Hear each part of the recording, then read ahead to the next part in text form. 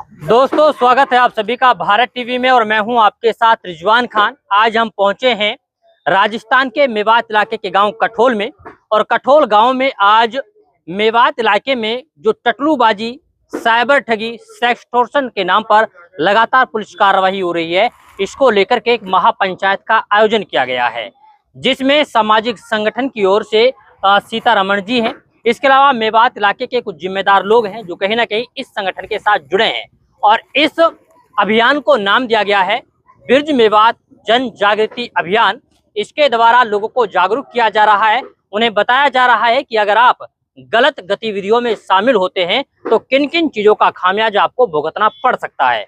इसके अलावा मेवात इलाके में साइबर ठगी, टटलूबाजी के नाम पर जो पुलिस की कार्रवाई हो रही है, उससे कैसे निपटा जाए, इसको लेकर के भी आज बड़े फैसले लिए गए हैं। सबसे पहले बिरज मेवात जन जागृति अभियान के जितने भी मेंबर हैं उनसे आपको पहले परिचय करवा देते हैं। हमारे साथ अताउल्लाह हैं जो कि इस अभियान के मेंबर हैं, सचिव, महामंत्री। अकबर जी हैं जो लगातार सामाजिक कामों में बढ़ चढ़ कर लेते हैं, उनको क्या बनाया गया है? आपको भी महामंत्री बनाया गया है। और जुबैर साहब हैं, आपको क्या?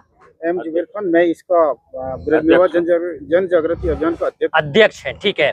और आप पूरी तरीके से इनको कोऑर्डिनेट कर रहे हैं, आप संरक्षक है। अगर कोई मत्स्य पालन करता है या फिर पोल्ट्री फार्म खोलना चाहता है, बी कीपिंग करना चाहता है, जो भी आप बता रहे हैं, तो किस तरीके से कर सकते हैं और क्या कुछ इनके लिए सुविधाएं हैं? हाँ, वो सुविधाएं ये है कि हम जो इनका मधुमक्खी पालन है, तो उसके 100 डिब्बे का इंतजाम करेंगे। कोई भी हमारा युवा चाहता है, और 100 डिब्बे में आप जानते हो, एक डिब्बे में एक साल में 25 किलोग्राम निकलता है। तो आप 100 डिब्बे में अंदाज लगा लीजिए इतना शहद निकल जाएगा। उसकी फिर कीमत लगा लीजिए, तो उसकी आराम से दाल रोटी का, फर्स्ट क्लास दाल रोटी का इंतजाम होगा। तो उनसे कुछ इंचार्ज लिए जाएंगे जो डब्बे देंगे इनको? वो हम देख लेंगे कि कितना ये दे सकते हैं और कितना हम लोन दे सकते हैं और कितना हम खादी विलेज इंडस्ट्रीज से दिलवा सकते हैं। ठीक है। तो उस पर सब्सिडी वगैरह होगी ना? हाँ, सब्सिडी है, सब्सिडी वगैरह। चलिए, ये आपने कई सारे इनके लिए रोजगार बता दिए।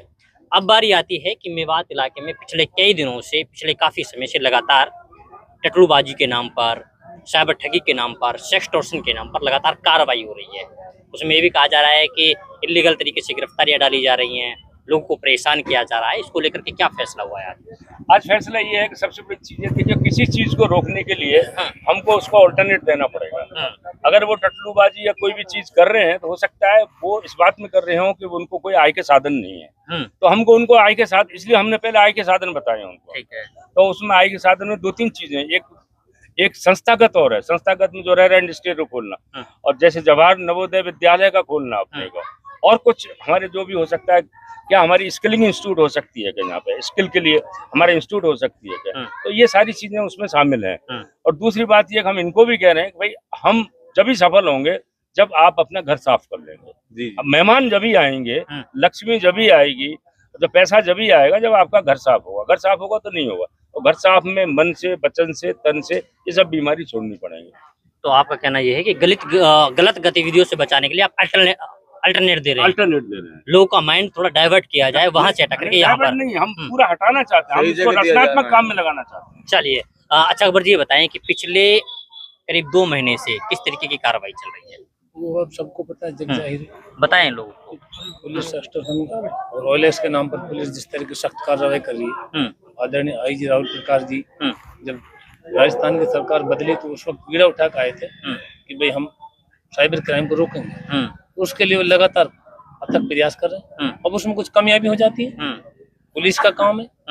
डंडे नहीं, वो ये बोल रहे हैं कि जो भी साइबर ठगी कर रहे हैं हम उनको पकड़ रहे हैं, वैसे कुछ नहीं है गलत। वो ऐसा है। पुलिस को अंतर्यामी थे नहीं। हमने बार बार आई साहब को बताया भी है, एसपी साहब को बताया। रात को एक ओएलएक्स बाजे उसके साथ 5 आदमी ले गए, लेकिन उन आदमियों को वापिस बाइज्जत छोड़ने के लिए हमें आईजी और एसपी के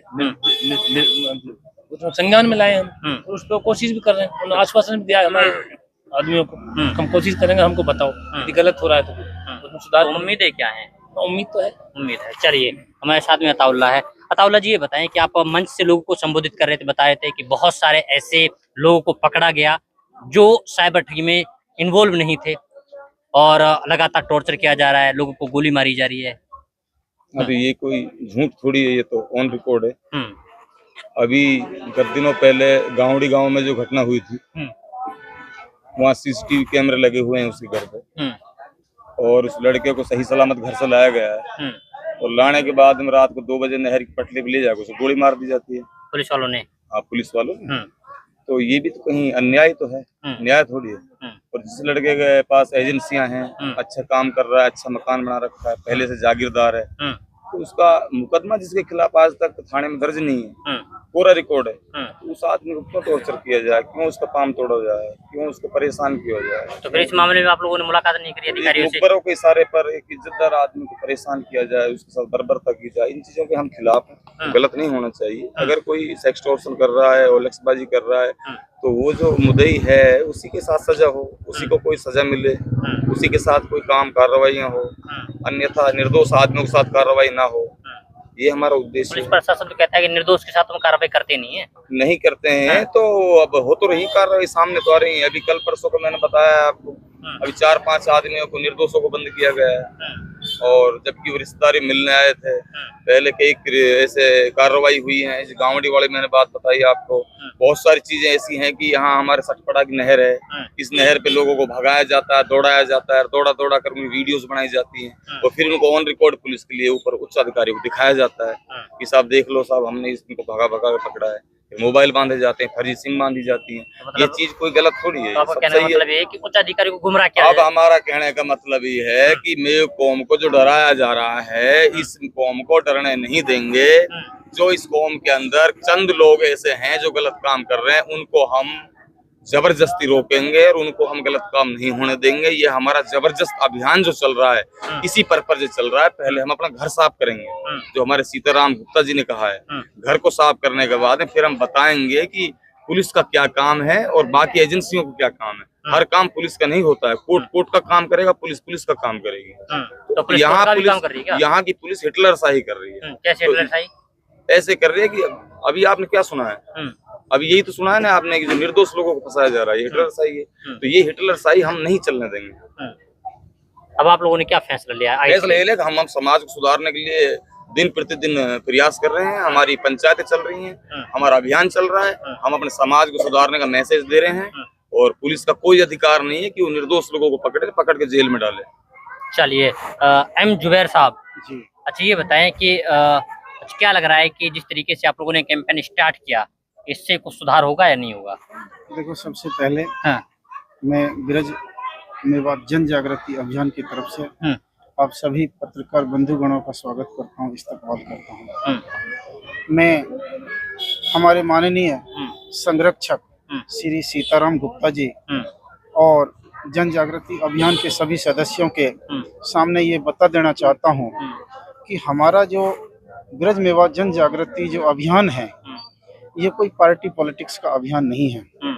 ना किसी पार्टी पॉलिटिकल स्टेटमेंट से या फिर लीडर से हमारी कोई शिकायत नहीं है। हम केवल अपने मेव समुदाय के अंदर सामाजिक रूप से, शैक्षणिक रूप से और कृषि के रूप से, औद्योगिक धंधों के रूप से हम एक तो जागरूकता का काम कर रहे हैं समाज के बीच में जाकर के। एक हम सभी से यही रिक्वेस्ट कर रहे हैं, उनसे विनती कर रहे हैं कि भाई ये मेवा कहलाती थी और हमारे नौजवान, हमारे यूथ्स गलत रास्ते को लीड कर रहे हैं, जो कि ये हमारे एक विनाश का कारण हो सकता है। हमें अगर आगे बढ़ना है तो हम शैक्षणिक रूप से आगे बढ़ें, अपने रोजगार धंधों के रूप में आगे बढ़ें।